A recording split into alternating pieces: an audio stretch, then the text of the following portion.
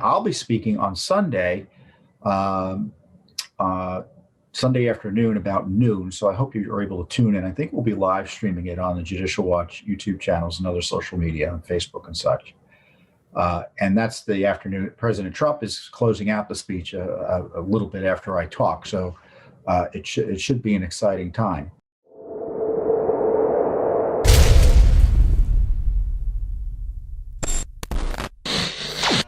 The other big political news this week is CPAC. And CPAC is an organization that every year it's a big conference of conservatives. And the movement gets together and talks to each other. They have political leaders come in. And I'll be speaking on Sunday, Sunday afternoon about noon. So I hope you are able to tune in. I think we'll be live streaming it on the Judicial Watch YouTube channels and other social media on Facebook and such. And that's the afternoon. President Trump is closing out the speech a little bit after I talk. So it should be an exciting time.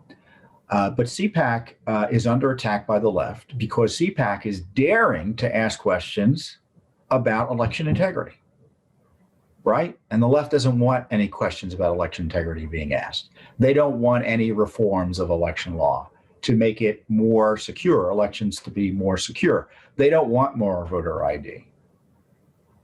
They don't want questions about what happened in 2020.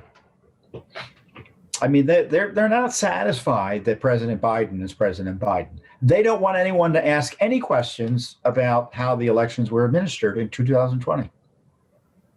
You're not allowed to ask them.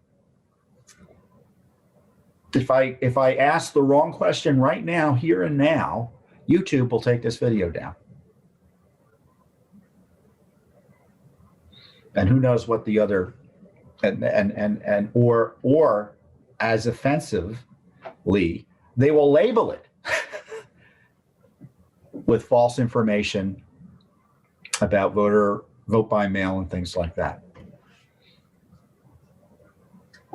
So all of that energy now to suppress conservatives and criminalize the opposition to the left-wing socialist, rising communist agenda in some respects, is being focused on CPAC. So they're trying to controversialize and cancel CPAC more or less. And the media tried to do that early on because Judicial Watch has been a sponsor of CPAC for many, many years now. And the media was calling around it looked like to me, trying to get people to stop sponsoring CPAC. And I'm like, I'm not even going to return the reporter's call. It's ridiculous. And so Matt Schlapp of CPAC is rightly highlighting the election issues because I know you're concerned about it, right? Tens of millions of Americans voted for President Trump are concerned about election integrity. Many Democrats are concerned about election integrity. But the media says we're not allowed to talk about it. So CPAC is being attacked. And of course, President Trump is speaking, which is going to be big news, separate and apart from the left's craziness about undermining election integrity. You have President Trump and his potential candidacy and all sorts of other things that are going to be big news because it's his first speech since since he's left office, right? So it should be big.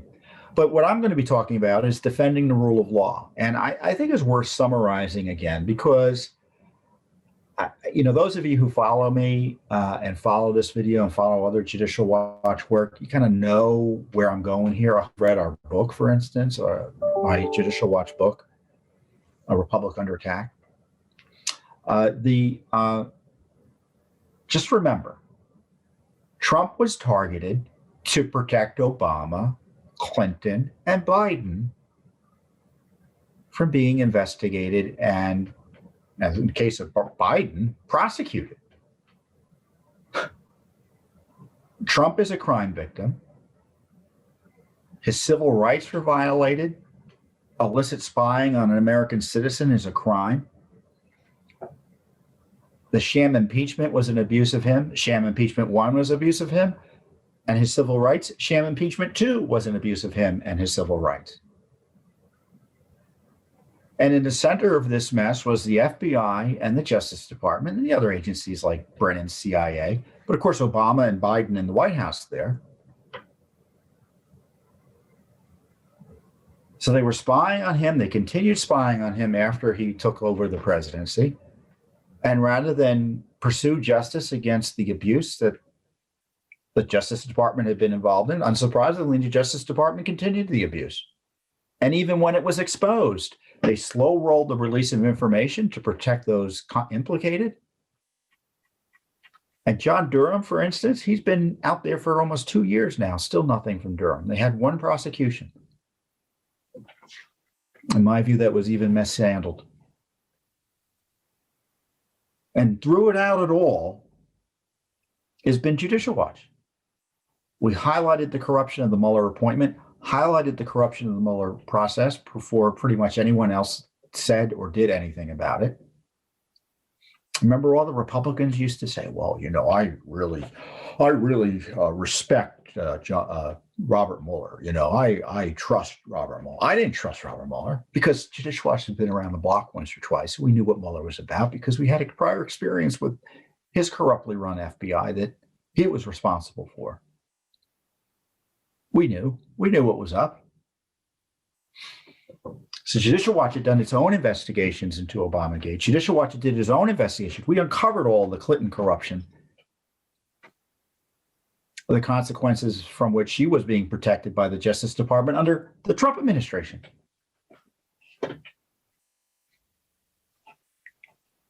And now we're in the Biden administration. And never before, as a president faced, has there been such significant evidence, at least in modern American history, of personal corruption by the sitting president. I mean, we're supposed to forget about the Hunter Biden scandal and the fact that he's the big guy and he was getting a cut according to documents, that he was directly involved in these rackets that Hunter and others were involved in with Ukraine and China. Heck, there's an FBI investigation that was suppressed. They covered it up for 2 years. Again, part of the Justice Department, FBI, institutional corruption. And there's still no special counsel for Biden. Judicial Watch has done more to uncover what went on there than the Justice Department. Rudy Giuliani deserves a medal for what he's done in uncovering the Biden corruption. And this corrupt city, this Washington, D.C., has zero interest in pursuing these corruption allegations. Zero interest. Have you heard one Republican leader call on a special counsel to investigate Joe Biden? No. And on top of that, we've got the undermining of confidence in the elections.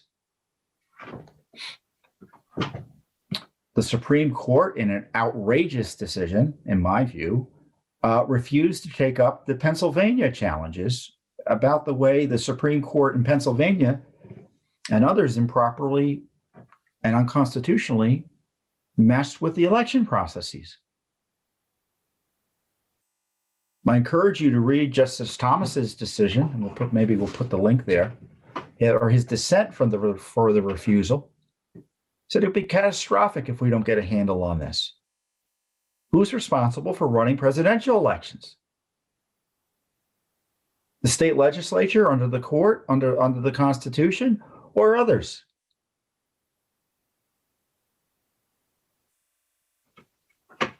And the courts have wanted to grapple with that, including the Supreme Court. It's an outrageous dereliction of duty. Outrageous. And so once again, Judicial Watch is doing the lifting there. We're in court now trying to clean up election rolls. We've already successfully done so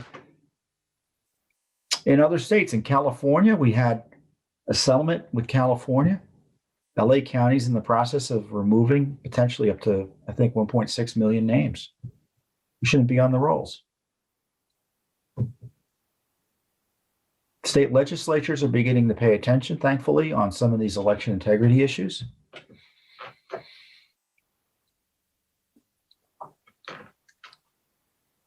Justice Department is AWOL. It was AWOL under Barr, And it's going to be a wall, obviously, but it's going to be worse than a wall. They're going to be, and you have to remember, under the Obama Justice Department, which was working with the hardcore left, so many of the lawyers in the Justice Department, especially in the areas of law that we're concerned about, are left-wing activists. And so it doesn't really matter who's running it. They just don't want to do any work that a conservative might want to do. And of course, when friendlies come in ideologically, it becomes a nightmare for those of us concerned about the rule of law in terms of voting and things like that. And under the Obama administration, they enforced they enforced civil rights laws in a racially biased way. You can look at the IG report. You can look at the improper intervention and the lies about the intervention in the Black Panthers voter intimidation issue up in Philadelphia. And that same crowd, or their ideological allies, are about to come back into the Justice Department. I mean, Merrick Garland, he had a reputation for being a pretty moderate judge. I don't know if you watched his or sort of reports about his confirmation hearing, but I was shocked. I guess I shouldn't be shocked, but I'm an optimist. That's why I kind of get outraged all the time, because I kind of want things to go well, and I get outraged when they don't, because I think that's the way things ought to be. But I was shocked that he either didn't know about these key issues like immigration. He wasn't willing to commit about whether it was illegal to cross the border or not. So that's how the Justice Department is going to be run. And his number 2 deputy, Vinita Gupta, or the proposed number 2 deputy, is a hardcore leftist, a radical. I remember her pushing the smears of Justice Kavanaugh, falsely accusing him of the worst types of crimes. And I think the head of the Civil Rights Division would be Kirsten Clark. She's terribly radical. I remember her she would come after me on Twitter. Who is this person? Why is she going out of her way to attack me? Well, she's going to be running the Civil Rights Division if the Senate confirms her later this year or whenever.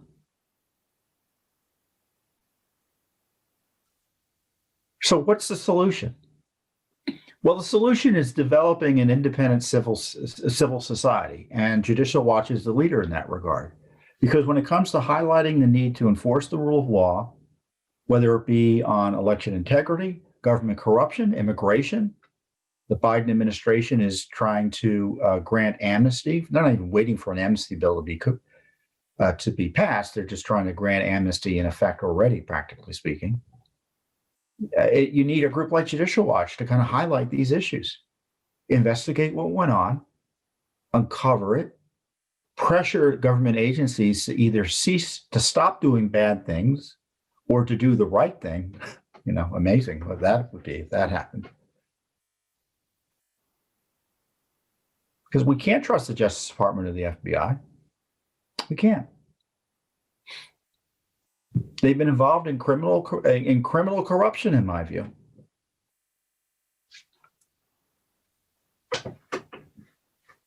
And now it's going to be run by ideologues, or they'll have free reign, and we know how that's going to work. So this is why you need independent groups like Judicial Watch to investigate these independently and try to get the word out. And that's why they want to suppress us. That's why I've been targeted. That's why Judicial Watch has been targeted. It's probably why you've been targeted, because I know many of you have been suppressed online as well. This is what the second impeachment was about, targeting you. Suggesting that you're a terrorist because you want voter ID or something like that. Or you question whether we should have the whole country on lockdown. I mean, that's not liberalism. That isn't even leftism. That's communism. That's really communism. And I don't use the word communist a lot. I don't. But there's been this rising totalitarianism, this rising communism that tries to outlaw all opposition. That's what totalitarians want to do. They want to outlaw opposition. There you had members of Congress writing letters to cable providers to try to get what looked like to me to get OANN, Fox News, and Newsmax taken down.